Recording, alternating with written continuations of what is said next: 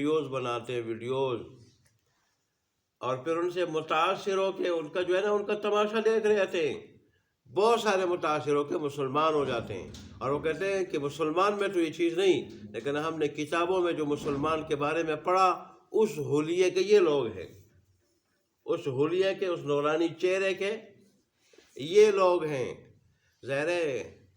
یہ تو حدیث شریف میں آیا ہے کہ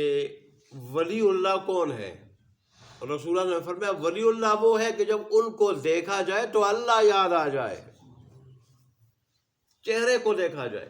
چہرے کے اندر ایسی نورانیت ہوتی ہے، ایسا نور ہوتا ہے اس دین پہ چلنے سے، اللہ تبارک و تعالیٰ کی فرمان برداری کرنے سے اللہ چہرے میں ایسا نور رکھ دیتا ہے کہ دیکھتے ہی لوگ سمجھ جاتے ہیں یہ اللہ کا ولی ہے، اور پھر دیکھتے ہی اللہ ان کو یاد آ جاتا ہے۔ کیا مطلب یاد اللہ کا؟ واقعی یہ اللہ کے بندے ہیں، جس اللہ کے بندے میں اس کے چہرے میں اتنا اثر ہے اور نورانیت کا اتنا نور ہے، تو پھر ظاہر ہے اس اللہ تبارک و تعالیٰ کے دیدار کا اور اس سے ملاقات کا کیا مزہ ہوگا، اور اس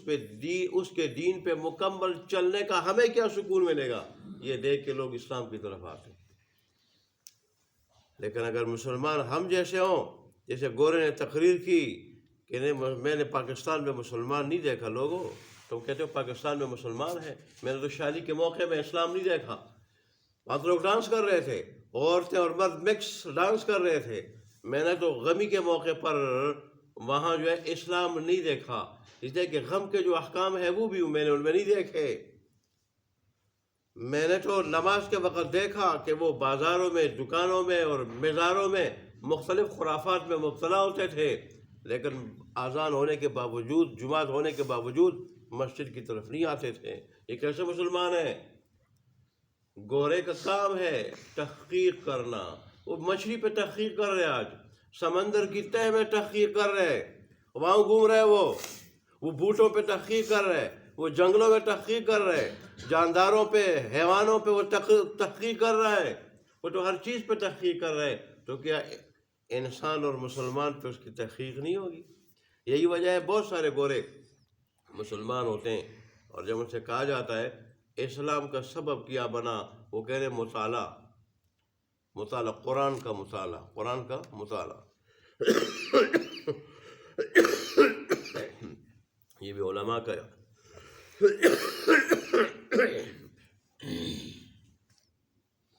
احسان ہے، انہوں نے کوئی زبان چھوڑی نہیں،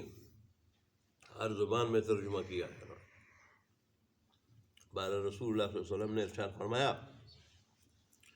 کہ اسلام شروع ہوا نبوت اور رحمت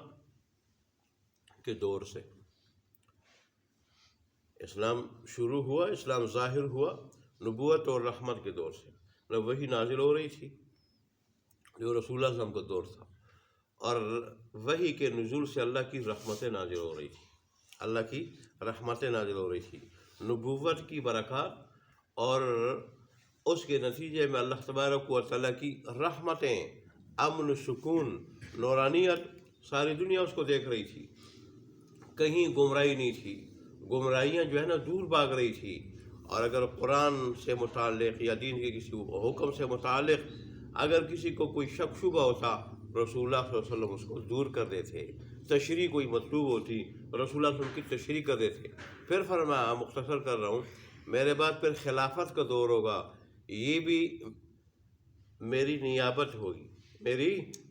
ہوگی، یہ خلافت کا دور بھی اللہ تبارک و تعالیٰ کی رحمت کا دور ہوگا،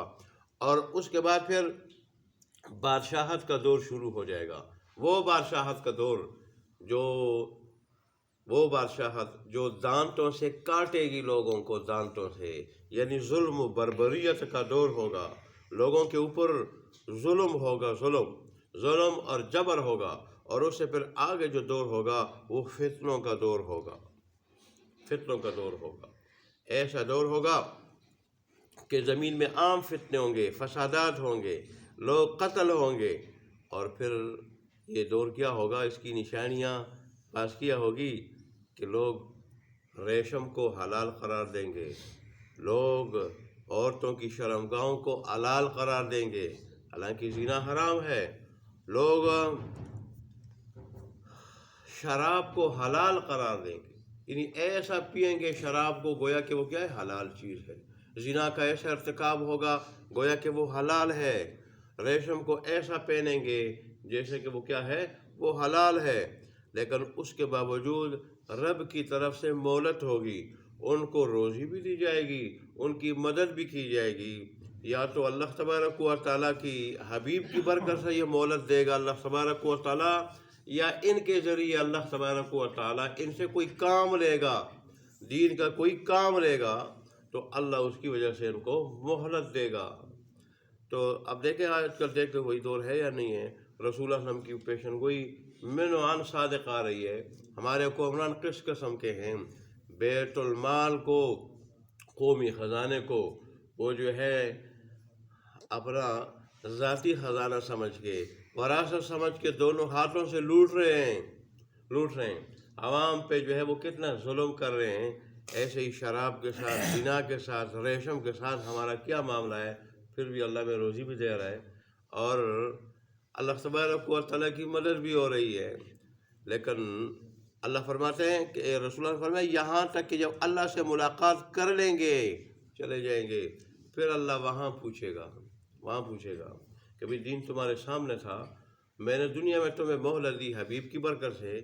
یا میں نے تم میں سے بعض سے کام لینا تھا، اس کی وجہ سے پھر میں نے تمہاری مدد کی، لیکن دین پہ عمل کیوں نہیں کیا؟ تو اس وقت اللہ کو کیا جواب دیں گے؟ اللہ تبارک و تعالی ہمارے حال پہ رحم فرمائے، ہمیں عمل کی توفیق عطا فرمائے۔ آج اگر ایک چھوٹا سا افسر وہ بلا لے اور اس کے سامنے پیشی ہو تو پھر ہمیں جو ہے نا وہ کتنی گھبراہٹ کا سامنا ہوتا ہے، تو رب العالمین کے سامنے